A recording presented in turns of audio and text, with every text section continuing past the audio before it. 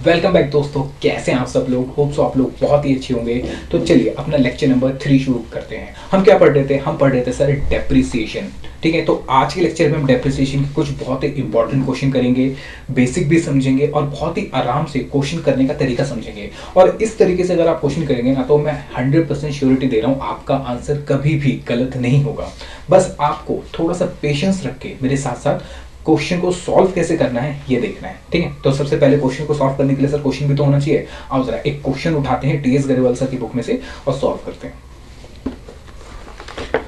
आओ sir, question number 4 यहाँ पे आपको नजर आ रहा होगा। ठीक है, क्या लिखा पढ़ो मेरे साथ साथ। सबसे पहले क्वेश्चन को आराम से पढ़ो।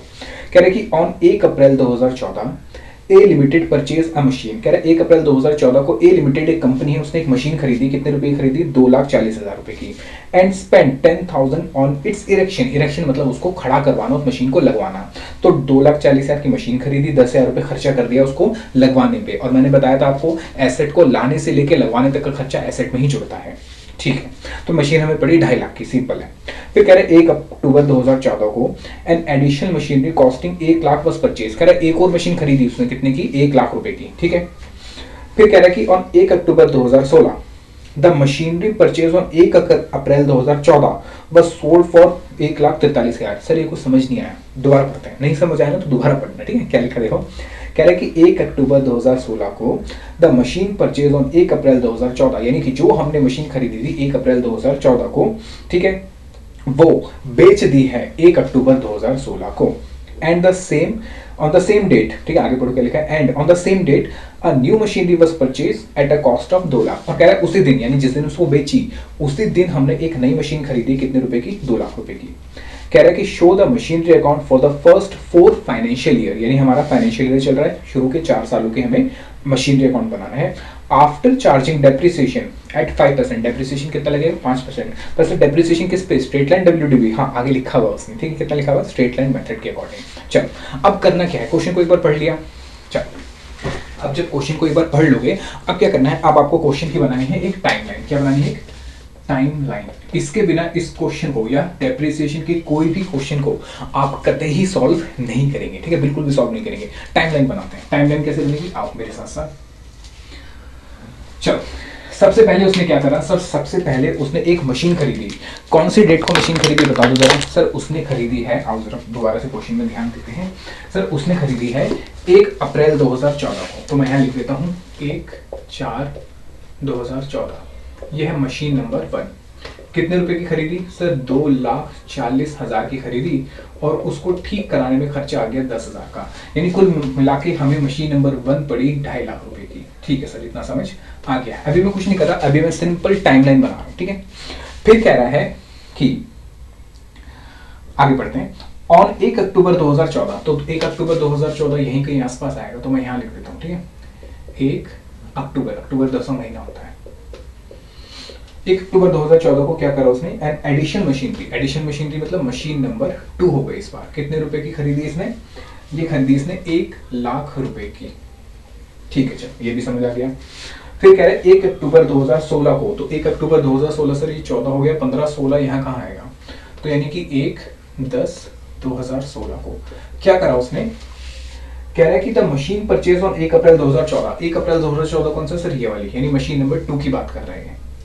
ठीक है, कह रहा है मशीन नंबर 2। ये मशीन नंबर 2 कब खरीदी थी? 1/4/2014। एक मिनट, गलती कर गया। हाँ सर, ये तो सर 1 अक्टूबर को खरीदी थी। आप ये मशीन 1 की बात कर रहे हैं, क्योंकि मशीन 1 खरीदी थी हमने 1 अप्रैल 2014 की। तो ये इस मशीन की बात कर रहा है, यानी मशीन नंबर 1 हमने क्या कर दी? हमने सर बेच दी। कितने रुपए की बेच दी? सर 1,43,000 रुपए की बेच दी। अभी मैं कुछ नहीं कर रहा, जो भी क्वेश्चन में लिखा है उसको मैं टाइमलाइन के अकॉर्डिंग लिखता चल रहा हूँ। ठीक है, और एक बार ये टाइमलाइन आपकी बन गई, फिर क्वेश्चन आपका यूं सॉल्व हो जाएगा, देखना। ठीक है, चलो तो ये हो गया। अब आगे फिर कह रहा है ऑन द सेम डेट हमने क्या करा? एक मशीन भी खरीदी है, तो ये हो जाएगी हमारी मशीन नंबर 3। ये हमने कितने रुपए की खरीदी? ये खरीदी सर 2 लाख रुपए की। ठीक है, अब क्या करना है? अब यहां लिख लो डेप्रिसिएशन। सर हमारा डेप्रिसिएशन का जो मेथड है वो है स्ट्रेट लाइन मेथड। इस पे मुझे ओरिजिनल कॉस्ट देखनी पड़ती है। रेट है सर इसका 5% पर एनम। ठीक है, और हमारे पास एसेट जो रिमेनिंग है। ये सर क्यों लिख रहे हो, अभी बताता हूँ। चलो, क्वेश्चन को सॉल्व करने के लिए इतनी चीजें मुझे चाहिए। अगर ये चीजें आपकी बन गई है तो क्वेश्चन सॉल्व हो जाएगा, ठीक है। लेकिन अभी मेरी टाइमलाइन कंप्लीट नहीं हुई है। अब मुझे यहाँ पे मार्किंग करनी है ईयर एंड की। किस चीज की मार्किंग करनी है? ईयर एंड की, यानी जिस टाइम मेरा साल खत्म होगा। तो सबसे पहले बताओ 1 अप्रैल 2014 के बाद साल कब खत्म होगा? बताओ 1 अप्रैल 2014 के बाद साल कब खत्म होगा? सर साल खत्म होगा 31 मार्च 2015 को, क्योंकि 1 अप्रैल 2014 से लेके मेरा फाइनेंशियल ईयर एंड होता है 31 मार्च 2015। आओ जरा यहाँ पे ढूंढो जरा 31 मार्च 2015 कहाँ आना चाहिए? सर 2014 तो यहाँ कहीं आना चाहिए 31/3/2015, ठीक है।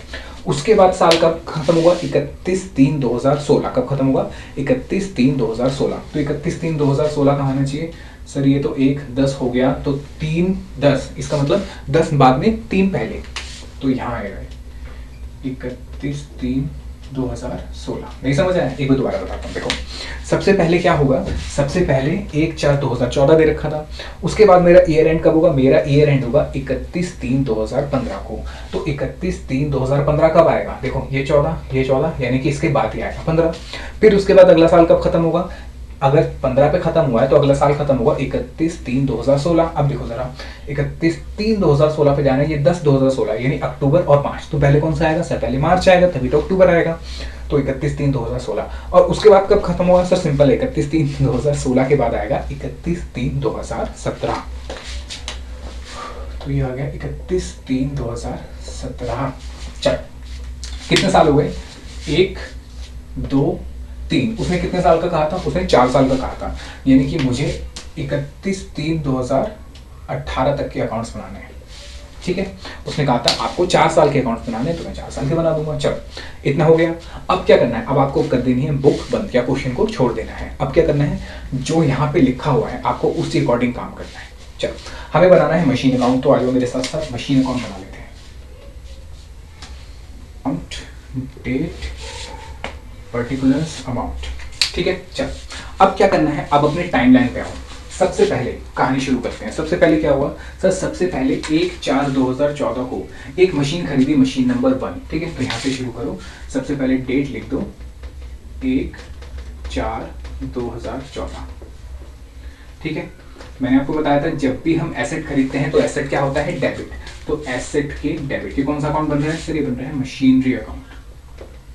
कौन सा अकाउंट बन रहा है? ये बन रहा है मशीनरी अकाउंट। चलो, तो एसेट के डेबिट में लिख देंगे। क्या लिख देंगे? सर हमने खरीदी। कैसे खरीदी है? सर पैसा देके खरीदी है, टू बैंक। ये कौन सी मशीन है? सर ये है मशीन नंबर 1, ठीक है। समझ आया? मैंने 1/4/2014 को एक मशीन खरीदी, कितने रुपए की? 2,40,000 की। उसको खर्चा, इरेक्शन पे खर्चा हुआ कितने का? 10,000 का। तो टोटल मशीन कितने की पड़ गई? 2.5 लाख की। तो मैंने मशीन के अकाउंट में डेबिट में लिख दिया टू बैंक, कितने रुपए? सर सिंपल है 2.5 लाख रुपए। सर इसको टोटल करके लिख सकते हैं या अलग अलग लिख सकते हैं? आप टोटल करके लिखो या अलग अलग लिखो, आपका आंसर परफेक्टली करेक्ट होगा। अलग अलग करके लिखो या टोटल करके लिखो, आपका आंसर बिल्कुल ठीक होगा, ठीक है सर। अब क्या करना है? अब यहाँ से शुरू करो अपनी गाड़ी, और यहाँ से चलते चले। यहाँ पे 1/10/2014 को हमने क्या करा? एक मशीन नंबर 2 खरीदी। 1 अक्टूबर 2014 को हमने एक मशीन नंबर 2 खरीदी। कितने रुपए की खरीदी? ये खरीदी सर 1 लाख रुपए की। कितने की खरीदी? सर ये खरीदी हमने 1 लाख रुपए की। तो जब दोबारा से मशीन खरीदी तो हम दोबारा से एक और एंट्री कर देंगे। कितने रुपए की एंट्री कर देंगे? सर सबसे पहले डेट लिखेंगे 1/10/2014 को हमने एक और मशीन खरीदी। कितने रुपए की खरीदी? सर हमने खरीदी मशीन नंबर 2, और ये मशीन नंबर 2 खरीदी हमने 1 लाख रुपए की, ठीक है। समझ आ गया कि हमने सबसे पहले अपने टाइमलाइन को पकड़ा, और वहां से मैंने 1 अप्रैल 2014 से चला, और 1 अप्रैल 2014 से चलता गया, तो सॉरी 2014 से सबसे पहले मैंने मशीन नंबर 1 खरीदी, तो मैंने मशीन नंबर 1 लिख दी। फिर यहाँ से मैं आगे चलता गया तो 1/10/2014 आया। 1/10/2014 को हमने मशीन नंबर 2 खरीदी, तो मैंने यहाँ पे मशीन नंबर 2 लिख दिया। दोनों को ही मैंने डेबिट करा, क्योंकि डेबिट वर्ड कम्स इन, ये है मेरा रियल अकाउंट, तो रियल अकाउंट का रूल होता है, ठीक। चलो, अब यहाँ से क्या करें? सर आगे चलेंगे। फिर यहाँ से अपनी गाड़ी चलाई, चलते गए। सर 31 मार्च 2015 आ गया, और जब भी आपका ईयर एंड होगा, आपको क्या लगाना पड़ेगा? डेप्रिसिएशन। जब भी ईयर एंड होगा तो क्या लगेगा? डेप्रिसिएशन। चलो, तो डेप्रिसिएशन कहाँ लगेगा सर? सर डेप्रिसिएशन से हमारे एसेट की वैल्यू में गिरावट आ जाती है। डेप्रिसिएशन से हमारे एसेट की वैल्यू में गिरावट आ जाती है। तो एसेट की वैल्यू में अगर गिरावट आती है तो हमें उसको क्रेडिट करना पड़ेगा। डेट बता दो जरा कौन सी है सर? 31/3/2015 bye depreciation. अब यहाँ थोड़ा ध्यान से, यहाँ पे थोड़ा ध्यान से, जब भी आप डेप्रिसिएशन लगाएंगे आपको तीन बातें ध्यान रखनी है। कौन सी बातें? ये तीन बातें जो मैंने यहाँ लिखी थी। सबसे पहले क्या था? सबसे पहले है डेप्रिसिएशन का मेथड। सबसे पहले डेप्रिसिएशन का मेथड। तो डेप्रिसिएशन का मेथड क्या है सर? डेप्रिसिएशन का मेथड है स्ट्रेट लाइन मेथड, यानी कि ओरिजिनल कॉस्ट मेथड, यानी जितने की आपने खरीदी की थी वो मेथड। चलो, उसके बाद पहली चीज तो हो गई आपका मेथड कौन सा है। दूसरा, रेट कितना है सर? क्वेश्चन में रेट गिवन है, रेट कितना है? 5% पर एनम का। और तीसरा, आपके पास कितने एसेट बचे हुए हैं जिसके ऊपर आपको डेप्रिसिएशन लगाना है। ये तीन बातें, ठीक है। एक बार दोबारा से रिवाइज करो मेरे साथ, कौन कौन सी बातें बताई। सबसे पहले मैंने कहा कि आज जब भी डेप्रिसिएशन लगेगा तीन बातें आपको ध्यान रखनी है। कितनी बातें ध्यान रखनी है? तीन बातें। तो ऐसे ऐसे करते हुए तीन बातें ध्यान रखनी है। और यहाँ पहुंचो, क्या लिखा है? सबसे पहले लिखा है मेथड कौन सा है। तो बताओ मेथड कौन सा है सर? मेथड है स्ट्रेट लाइन मेथड। दूसरी बात, रेट कितना है सर? रेट है 5% पर एनम। तीसरी बात, आपके पास कितना एसेट या कितनी मशीन, कितना प्लांट पड़ा हुआ है जिसके ऊपर आपको क्या लगाना है? डेप्रिसिएशन। ये तीन बातें ध्यान रखनी है और आपको उसके अकॉर्डिंग क्या लगाना है? डेप्रिसिएशन लगाना है, ठीक है। अगर इसमें से एक भी चीज मिस हुई तो गए, ठीक है। चलो आओ जरा, सबसे पहले original cost, straight line method मतलब ओरिजिनल कॉस्ट। तो ओरिजिनल कॉस्ट कितनी है आप जरा चेक करें। सर ओरिजिनल कॉस्ट हमारे पास है ये, एक तो ये 2.5 लाख है और एक 1 लाख है। तो मेरे पास यही दो मशीन बची हुई है, एसेट जो मेरे पास रिमेनिंग है। तो मैं इसके ऊपर डेप्रिसिएशन लगाऊंगा। मैं लगाऊंगा मशीन नंबर 1 पे और मशीन नंबर 2 पे, क्योंकि ये मेरे पास मशीन अभी पड़ी हुई है। तो मशीन नंबर 1 की खरीदी कितनी की थी सर? खरीदी 2.5 लाख की, ठीक है। इस पे रेट कितना है सर? रेट है 5%। और एक चीज और, टाइम मत भूल जाना, टाइम भी बहुत ज्यादा इंपॉर्टेंट है, क्योंकि जितने टाइम तक आपने अपने एसेट को यूज करा है उतने टाइम तक ही क्या करोगे?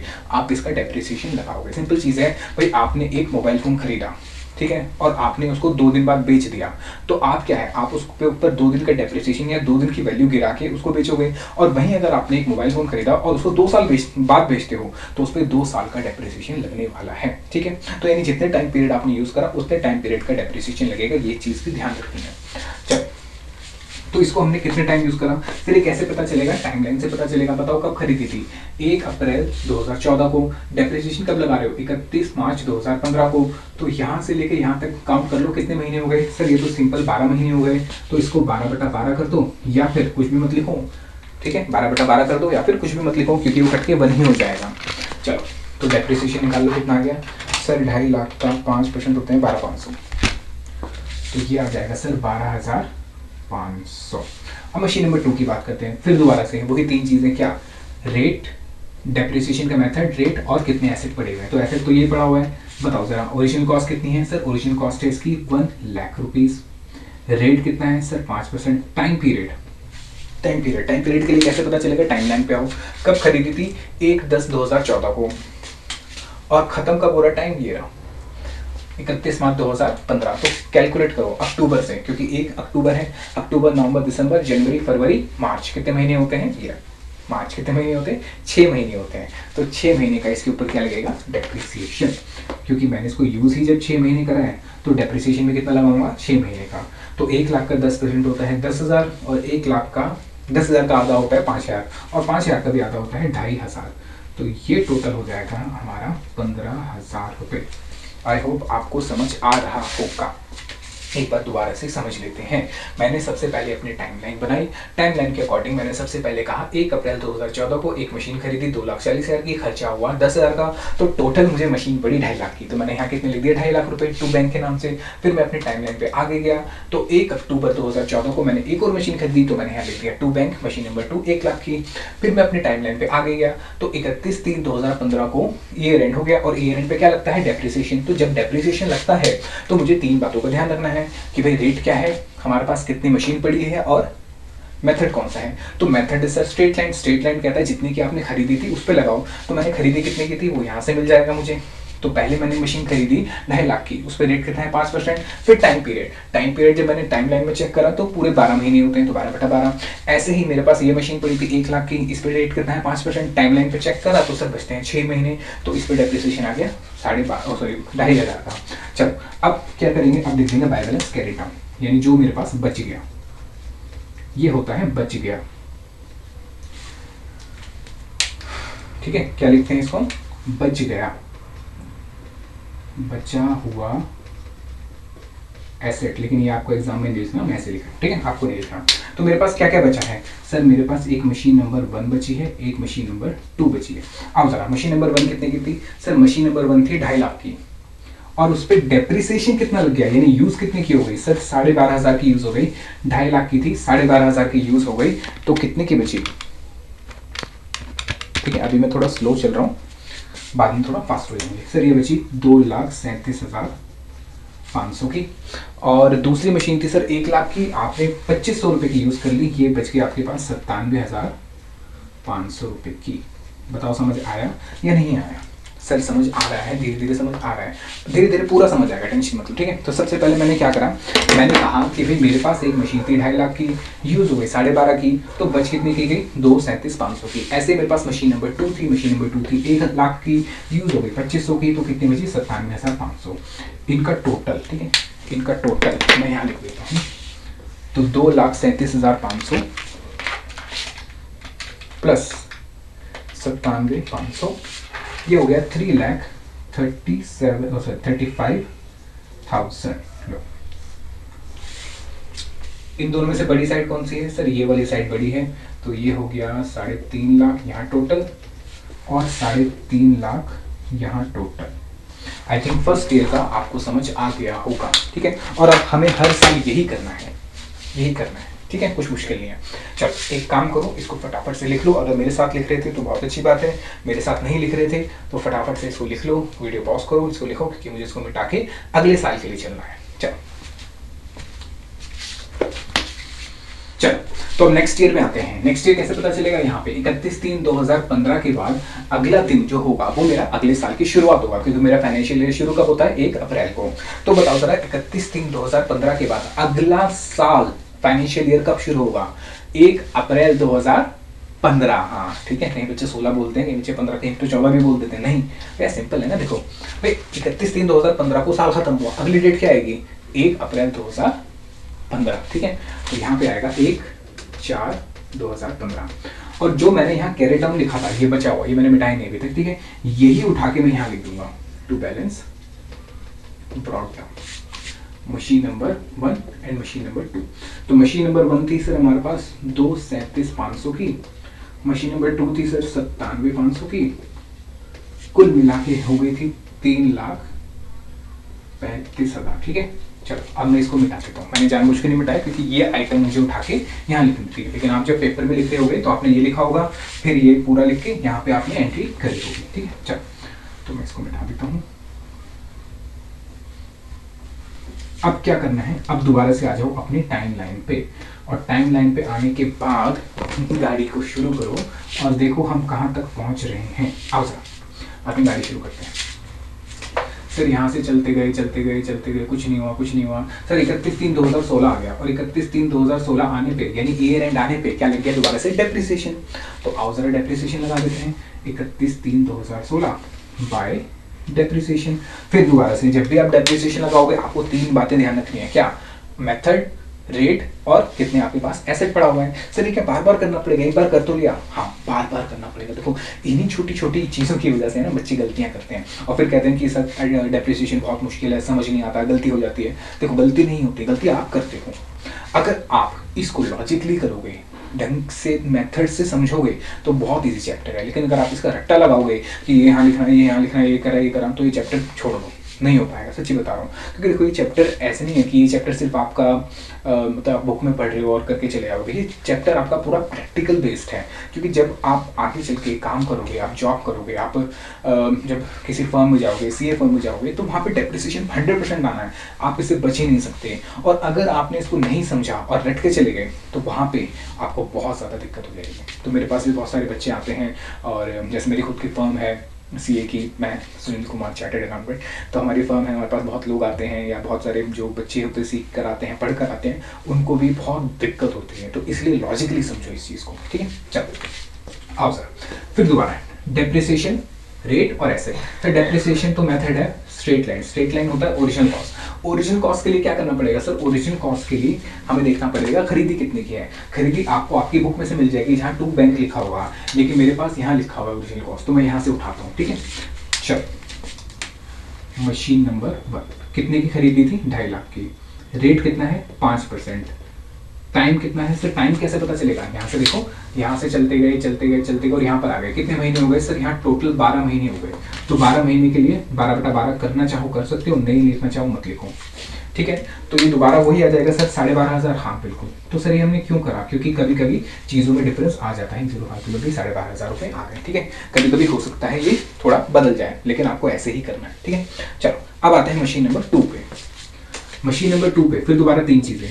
मेथड कौन सा है, स्ट्रेट लाइन। स्ट्रेट लाइन के लिए क्या चाहिए, ओरिजिनल कॉस्ट। ओरिजिनल कॉस्ट मुझे है टाइम लाइन में भी गिवन है, और आपके पास आपके अकाउंट्स में भी टू बैंक जो आपने लिखा था वो भी है। तो 1 लाख रुपए हो गए। रेट है सर 5%। टाइम कहाँ से पता चलेगा, टाइम लाइन से। टाइम लाइन पे कितना टाइम है, 12 महीने, तो 12/12 कर दो, तो ये हो जाएगा सर हमारा 5,000। ठीक है, चलो पहले सर आपने यहाँ लिखा था, यहाँ लिखा है, कोई उससे कोई फर्क नहीं पड़ता, चाहे मैं उसको यहाँ लिख के टोटल कर दूँ, यहाँ लिख दूँ। फिर क्या है, फिर आएगा बाय बैलेंस कैरी डाउन, जो आपके पास बच गया। तो क्या बच गया, एक तो मशीन नंबर 1 बच गई, और एक बच गई हमारे पास मशीन नंबर 2। तो मशीन नंबर 1 कितने की बची, देखो सिंपल है। मशीन नंबर 1 थी 2,37,500 की, 2,37,500 की।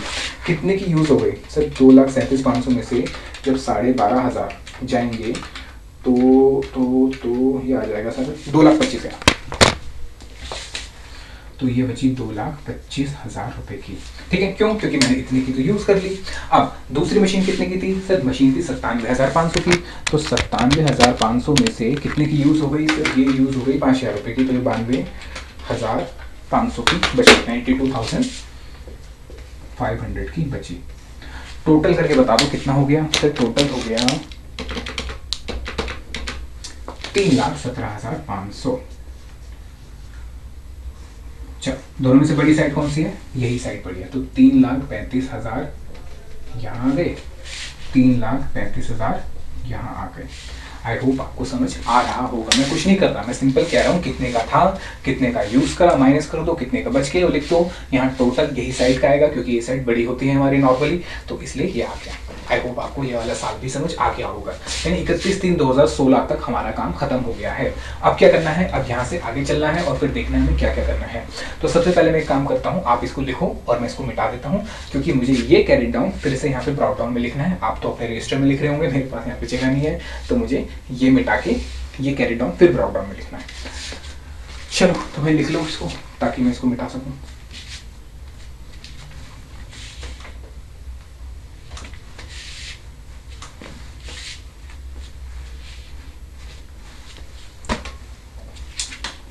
तो ये हो गया 1/4/2016। क्यों, क्योंकि 31/3/2016 को जब मेरा साल खत्म हुआ तो अगली डेट कौन सी आएगी, 1 अप्रैल 2016।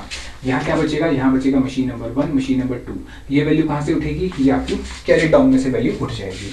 तो 2,25,000 और 92,500, टोटल कितना हो गया सर, 3,17,500। ठीक है, चलो अब मैं ये मिटा सकता। क्या करना है, अब फिर से अपनी गाड़ी चलाओ और यहाँ से चलते गए, ये देखो यहाँ से चलते गए चलते गए चलते, सर 1 अक्टूबर 2010 आ गया और यहाँ पे एक बहुत ही ज़्यादा खतरनाक चीज़ हो गई, सेल, बिक गया सामान। यही तो है जो सबसे ज़्यादा दुख देता है बच्चों को। क्या होता है, एसेट खरीदा, डेप्रिसिएशन लगाया, चलती जा रही है गाड़ी, कोई दिक्कत नहीं है। जहाँ उसने सामान बेच दिया, जहाँ उसने एसेट बेच दिया, वहीं दिक्कत हो जाती है। वहाँ बच्चे कंफ्यूज हो जाते हैं, वहीं बच्चों को लगता है कि यार ये एंट्री तो बड़ी खतरनाक हो गई, अब कैसे करेंगे, क्या होगा, समझ नहीं आता, बहुत मुश्किल लगता है। पर बहुत ईजी है। देखो अगर आपने इतना काम कर लिया ना, तो आगे का काम भी बहुत ईजी है। ठीक है, चलो अब करना क्या है, यहाँ पे हुआ क्या भाई, हमने क्या करा, मशीन नंबर 1 जो 1 अप्रैल 2014 को खरीदी थी, वो आज के दिन पे बेच दी है। और कितने की बेच दी है, 1,43,000 की बेच दी है। यहाँ देख रहे हो, देखो 1,43,000 की बेच दी है। ठीक है, और उस दिन हमने एक मशीन और खरीदी है, मशीन नंबर 3, 2 लाख की। तो ये दोनों एंट्री अलग अलग है। पहले बेचने की एंट्री करते हैं, फिर खरीदने की। अब बेचने की एंट्री आपको मेरे साथ साथ समझ लेनी है, जो मैं स्टेप्स आपको करा रहा हूँ वो समझ लेने हैं। अगर आपने ये समझ लिए तो जितनी भी बेचने की एंट्री है ना एसेट की, आप सारी बहुत आराम से कर सकते हैं। ठीक है, चलो तो मैं एक काम करता हूँ, मैं यहाँ देखता हूँ, इसको थोड़ा सा मिटा देता हूँ ताकि मेरे पास एक वर्किंग नोट बन जाए। आओ सर, वर्किंग नोट, देखो, जब भी मैं एसेट बेचूंगा मुझे दो वैल्यू चाहिए। कौन कौन सी वैल्यू चाहिए? एक चाहिए मुझे बुक वैल्यू और एक चाहिए सेल वैल्यू। ठीक है। अच्छा, अब बुक वैल्यू और सेल वैल्यू के साथ साथ आपको टाइम भी लिखना है। ठीक है, चलो सबसे पहले सेल वैल्यू की बात करते हैं। ये मुझे गिवन है, कितने की गिवन है? 1,43,000 की गिवन है। इसके साथ साथ इसका टाइम देख लो सर, टाइम है 1/10/2016। ठीक है, अब बुक वैल्यू की बात करते हैं। सर ये बुक वैल्यू कहाँ से मिलेगी? बुक वैल्यू का मतलब है जो आपके बुक्स में लिखी है, जो आपके अकाउंट्स में लिखी है। और मेरे अकाउंट्स में मशीन नंबर 1 कितने की लिखी है? लेटेस्ट देखनी है। ठीक है, वैसे तो बहुत सारी लिखी है, हमने 2014 पे भी देखी थी, 15 पे भी देखी थी, 16 पे भी, लेटेस्ट वाली देखनी है। तो 2016 में कितनी थी सर? 2016 में थी 2,25,000 रुपए की। देखो यहाँ पे नजर आ रही है 2,25,000 की। तो इसका मतलब बुक वैल्यू जो मेरे पास दे रखी है मशीन नंबर 1 की, ठीक है, हम कौन सी मशीन की बात करें? मशीन नंबर 1, क्योंकि वही बेची हमने। ये दे रखी है 2,25,000 रुपए की। अभी तक मैंने क्या करा? अभी तक मैंने सिंपल ये कहा कि भाई जब भी मैं एसेट को बेचूंगा,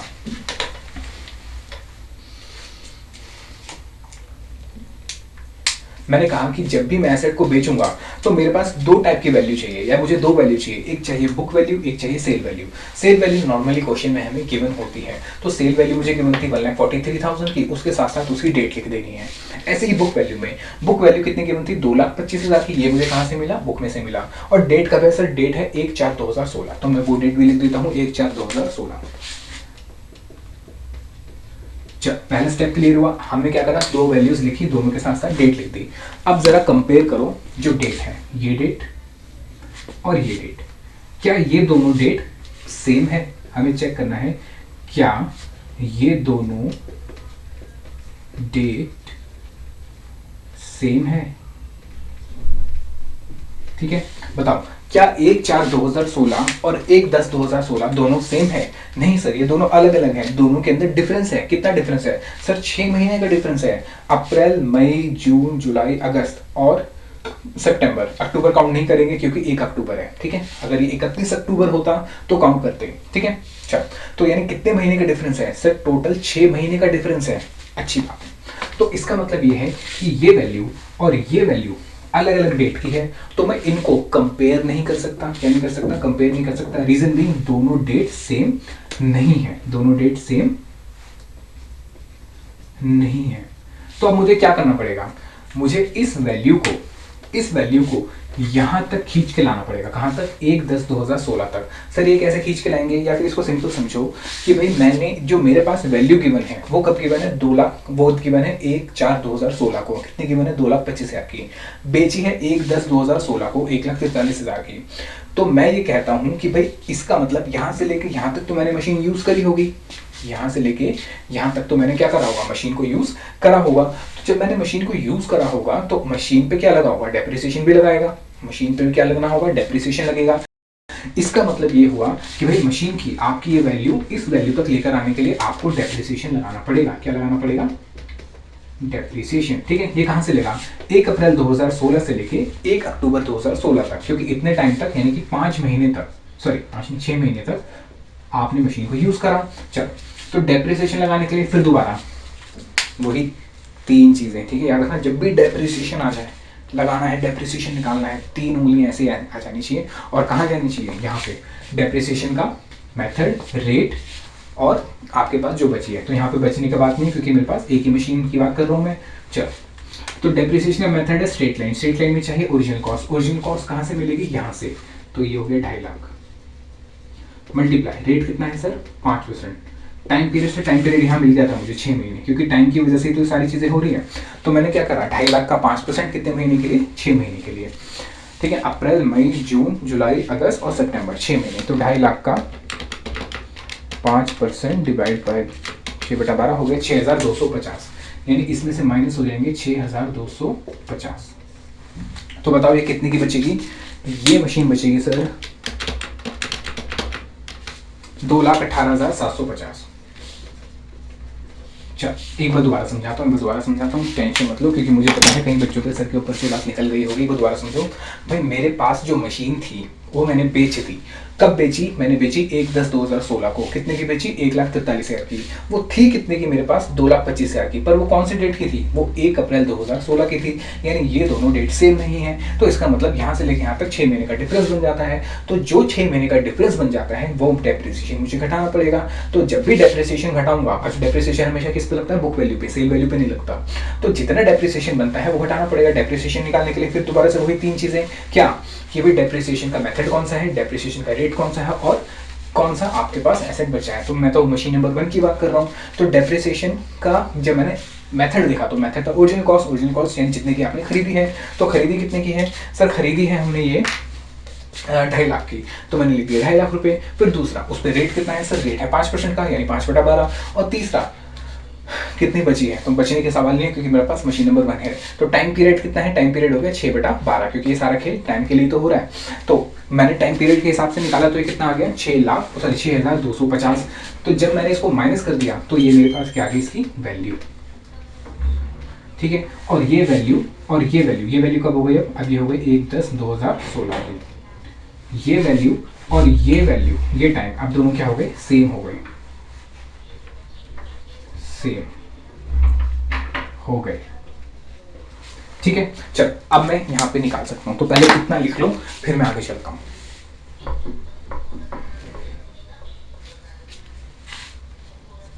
चल लिख लिया। अब यहीं से माइनस कर दो।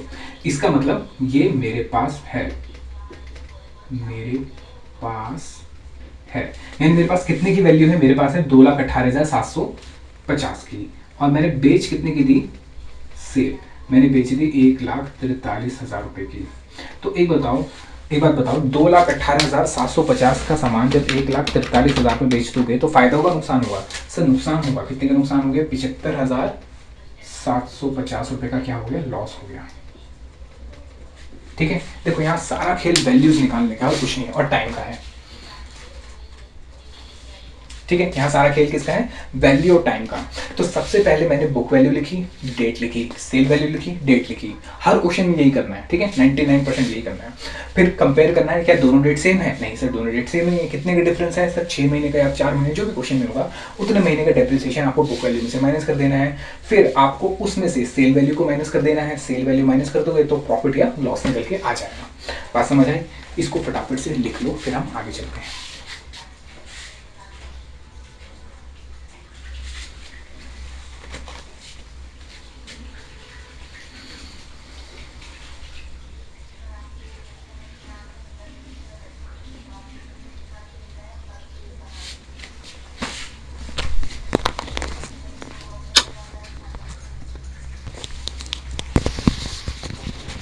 चलो, तो सबसे पहले जर्नल एंट्री करते हैं। यानी कि मुझे क्या करना है? सबसे पहले जर्नल करना है, और जर्नल से ही मैं, तो मुझे जर्नल करना है। जर्नल से मैं उसकी क्या करूंगा? लेजर पोस्टिंग यानी अकाउंट पे लिखूंगा। अब आपके, मैंने तो यहाँ से मिटा दिया पर आपके पास लिखा होगा। तो सबसे पहले बेचने की एंट्री करते हैं।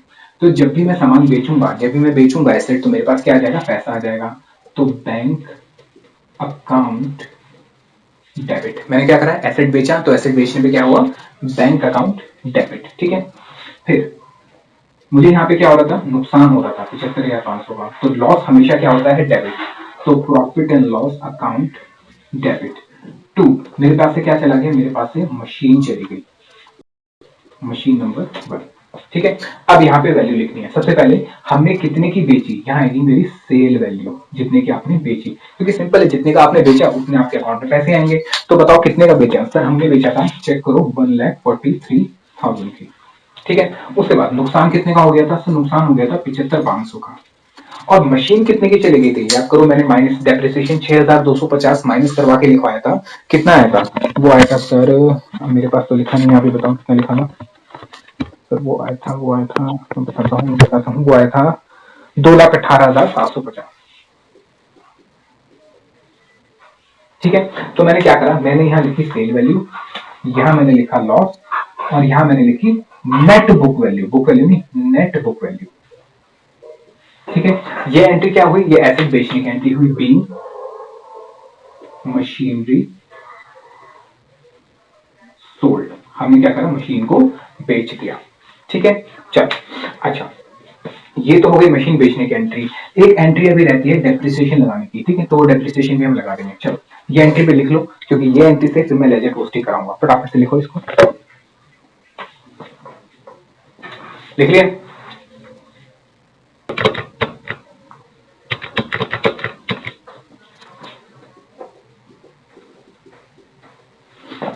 चल, तो डेट कौन सी थी सर? डेट थी 1/10/2016 को। ठीक है, हमने एंट्री क्या करी थी? हमने एंट्री करी थी बैंक अकाउंट डेबिट, हमने मशीनरी अकाउंट को क्रेडिट करा था। तो यहाँ पे लिखूंगा बाय बैंक, क्योंकि इतने पैसे मेरे पास आ गए। ये कौन सी वैल्यू है? ये है सेल वैल्यू। कितने की बिकी? 1,43,000 की। फिर by profit and loss account, ये मुझे नुकसान हो गया था। कितने का नुकसान हो गया था? 75,500 का। ठीक है, और उसके साथ साथ एक 6 महीने का डेप्रिसिएशन भी लगाया था मैंने। 6 महीने का क्या लगाया था? डेप्रिसिएशन। देखो 6,250 का डेप्रिसिएशन निकाला था ना हमने, वो भी यहाँ पर आएगा, क्योंकि उतने की भी तो मैंने यूज करी है। तो ये वाला जो मेरा डेप्रिसिएशन है, ये डेप्रिसिएशन कहाँ से आया? ये आया वर्किंग नोट में से। ठीक है, ये मैंने क्या करा? बेचने की एंट्री कर दी। जो मुश्किल लगती है बच्चों की एंट्री, देखो कितनी आसानी से हो गई। बहुत सिंपल था। चल आगे चलते हैं। अब क्या करना है? यहीं पे एक और मशीन खरीदी, देखो मशीन नंबर 3। तो मशीन नंबर 3 खरीदने की एंट्री भी कर दो। तो मैं यहाँ लिख देता हूँ टू बैंक। ये क्या खरीदा हमने? Machine number 3। कितने की खरीदी? ये खरीदी 1,43,000 की। ठीक है, चल तो यहाँ तक का मेरा काम खत्म हो गया। मैं यहाँ से आगे चलता हूँ, चलता हूँ, चलता हूँ, चलता हूँ। 31/3/2017 आ गया। और जब भी ईयर एंड होता है तो क्या लगता है? डेप्रिसिएशन। सर आपने जो कहा था ईयर एंड पे डेप्रिसिएशन लगता है, आपने यहाँ क्यों लगा दिया? क्योंकि यहाँ पे मैंने एसेट को बेच दिया, तो जितने टाइम तक बेचने का डेप्रिसिएशन था वो मैंने हाथों हाथ यहाँ पे लगा दिया। ठीक है, चल अब 31/3/2017 पे, 31/3/2017 पे मुझे क्या लगाना है? मुझे लगाना है डेप्रिसिएशन। फिर दोबारा से वही तीन चीजें, डेप्रिसिएशन का मेथड, रेट, और कितने हमारे पास मशीन बची हुई है। तो बताओ मशीन कितनी बची है? सर यहाँ पे मेरे पास इस बार सिर्फ दो ही मशीन बची है, मशीन नंबर 2 और machine number 3। Sir machine number 1, देखो मशीन नंबर 1 आपने बेच दी है, तो मशीन नंबर जब बेच दी है तो उसको आप यहाँ पे नहीं लिखोगे, क्योंकि मशीन नंबर 1 बिक चुकी है और उसका डेप्रिसिएशन भी लग चुका है। तो मशीन नंबर 2 की बात करते हैं। मेथड कौन सा है? Straight line. स्ट्रेट लाइन में क्या होता है? जितने की आपने खरीदी थी, तो खरीदी कितने की थी? सर मशीन नंबर 2 की खरीदी थी यहाँ पे 1,00,000। डेप्रिसिएशन कितना है? 5%। टाइम पीरियड बता दो जरा। टाइम पीरियड के लिए सर यहाँ से देखना पड़ेगा, हम कहाँ पे थे? हम यहाँ थे मशीन नंबर 2 के लिए। तो मशीन नंबर 2 तो यही थी मेरे पास। फिर यहाँ से मैं यहाँ पर आ गया 31/3/2016 से 31/3/2017 तक। तो यहाँ पे पूरे साल का डेप्रिसिएशन यानी 12/12। अब मशीन नंबर 3 की बात करते हैं। मशीन नंबर 3 हमने कितने की खरीदी थी यार? 2,00,000 की खरीदी थी। 5%। टाइम पीरियड बता दो। सर टाइम पीरियड ये रहा, यहाँ से शुरू होगा और यहाँ तक। तो कितने हो गए सर? 6 महीने हो जाते हैं। तो 1,00,000 का 5% हो जाता है 5,000 रुपए। और 2,00,000 का 5% होता है हमारा 10,000, और ये भी हो जाएगा 5,000। फिर आ जाएगा by balance carried on, machine number 2, machine number 3। ठीक है, चलो तो मशीन नंबर 2 कितने की बची? मशीन नंबर 2 हमारे पास थी 92,500 की, और कितने की चली गई? इसमें से 5,000 की चली गई, यानी 92,500 में से 5,000 रुपए की चली गई, तो ये बची, या चली नहीं गई मतलब यूज हो गई, तो हो गई 87,500। ऐसे ही मशीन नंबर 3 कितने की थी? 1,43,000 की, और कितने की ये यूज हो गई? ये यूज हो गई है यहाँ पे 5,000 की। नहीं सॉरी, गलत कर गया। मशीन जो खरीदी है हमने, खरीदने की एंट्री नहीं करी है। अच्छा, तो खरीदने की एंट्री भी करो भाई। ये मैंने वैल्यू लिखी हुई है, खरीदी तो है। वैल्यू यहाँ पे 2,00,000 लिखनी थी। ठीक है, मैं चेक कर रहा था दिख तो नहीं दिखते, तो 2,00,000 थी। तो 2,00,000 में से कितने की यूज हो गई? 5,000 की यूज हो गई, 1,95,000 की बची। 1,95,000 प्लस 87,500, ये हो गया 2,82,500।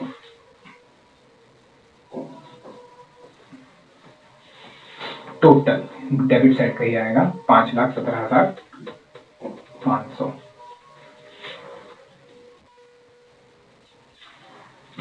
ठीक है, बताओ समझ आ गया?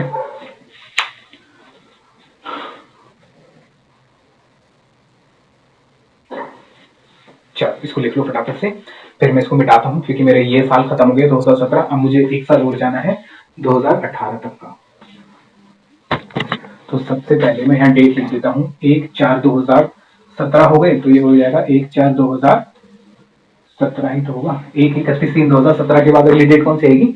1/4/2017। टू बैलेंस ब्रॉट डाउन, ये कैरी डाउन नहीं उठ के ब्रॉट डाउन हो जाएगा। Machine number 2, machine number 3, machine number 2 कितने की बची थी? 87,500 की। मशीन नंबर 3 कितने की बची थी? 1,95,000।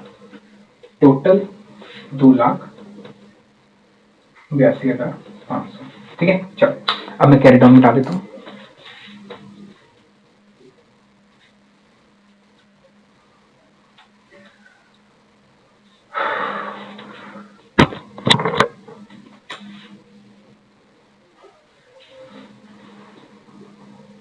चल अब क्या करना है? अब यहाँ से चलो आगे, और 31/3/2018 जाएगा, यानी कि मैंने इस साल भी कोई खरीदी, कोई बेच नहीं करा, कोई सेल परचेज नहीं करी, तो सिंपल 31/3/2018 को क्या लगेगा? डेप्रिसिएशन। और जब भी डेप्रिसिएशन लगेगा वही तीन बातें, मेथड, रेट और कितने आपके पास एसेट बचे हैं। तो मैं लिखता हूँ बाय डेप्रिसिएशन। मशीन नंबर कौन कौन सी है? 2, मशीन नंबर 3। तो मेथड कौन सा है? Straight line. स्ट्रेट लाइन में क्या लगता है? जितने की आपने खरीदी थी। तो मशीन नंबर 2 कितने की खरीदी थी? 2 खरीदी थी, 2 खरीदी थी, ये रहा 1,00,000 की। तो 1,00,000 पे 5%, इस बार भी पूरे साल का लगेगा। क्यों? क्योंकि इसमें कोई खरीद बेच नहीं करी है। तो 5% लिख देता हूँ सीधा, 1,00,000 का 5% हो जाएगा 5,000 रुपए। फिर मशीन नंबर 3 हमने कितने की खरीदी थी? मशीन नंबर 3 खरीदी थी, 3 खरीदी थी 2,00,000 की। तो 2,00,000 पे 5%, क्योंकि ये भी पूरे साल का ही लगेगा, ये हो जाएगा हमारे कितना? 10,000 रुपए। अब by balance capital, machine number 2 कितने की बची?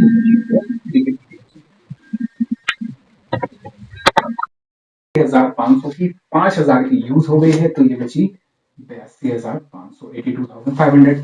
ऐसे ही मशीन नंबर 3 की 1,95,000 की यूज हो गई है 10,000 की, तो ये बची 1,85,000। तो कुल मिला के कितना हो गया? टोटल लगा लेते हैं। टोटल हो गया 2,67,500। ठीक है, 2,67,500 टोटल। 2,82,500, 2,82,500। ठीक है, यहाँ पे आके मेरा क्वेश्चन पूरा खत्म हो गया था। आई होप आपको समझ आया होगा। अगर समझ आया है तो लाइक जरूर करिए और इस वीडियो को अपने दोस्तों के साथ शेयर करिए। ठीक है, तो मैं मिलता हूँ आपसे तब तक के लिए मैं मिलता हूँ आपसे अगली क्लास में। तब तक के लिए खुश रहिए, लाइफ को एंजॉय करिए और पढ़ते रहिए। बाय बाय, टेक केयर, जय हिंद।